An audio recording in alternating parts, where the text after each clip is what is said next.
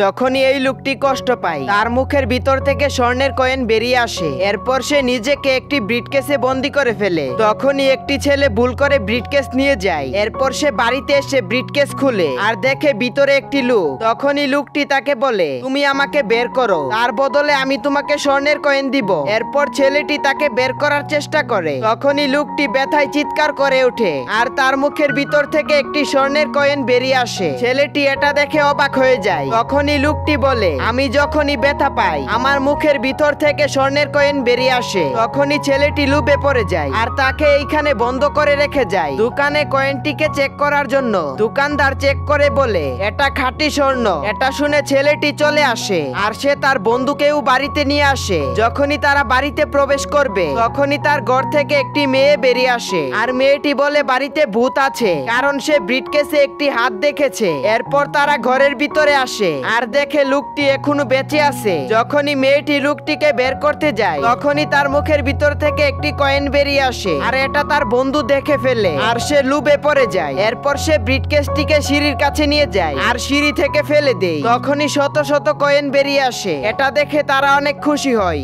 আর লোকটিকে আস্তে আস্তে কষ্ট দিতে থাকে, এমনকি ইলেকট্রিক শক পর্যন্ত দেয়। আস্তে আস্তে লোকটির অবস্থা একদম খারাপ হয়ে যায়। তখনই ছেলেটির অনেক খারাপ লাগে আর বলে, আমরা যা করতেছি এটা ভালো হচ্ছে না। কিন্তু তার বন্ধু তার কথাই রাজি হয় না আর তারা আবার শক দিতে যায়। তখনই ছেলেটি রেগে যায় আর তাদেরকে থামানোর চেষ্টা করে। তখনই মেয়েটি তার মাথায় আঘাত করে আর সে অজ্ঞান হয়ে যায়। এরপর তারা ছেলেটিকে সিঁড়ি থেকে ফেলে দেয়। তখনই তারা দুইজন প্ল্যান করে তারা কয়েন নিয়ে বিদেশে পালিয়ে যাবে। এরপর তারা ভাবে যাওয়ার আগে আরেকবার শক দিয়ে যায়। যখনই তারা ইলেকট্রিক শক দেয় লোকটি আস্তে আস্তে বদলাতে থাকে আর সে একটি মনস্টার হয়ে যায়।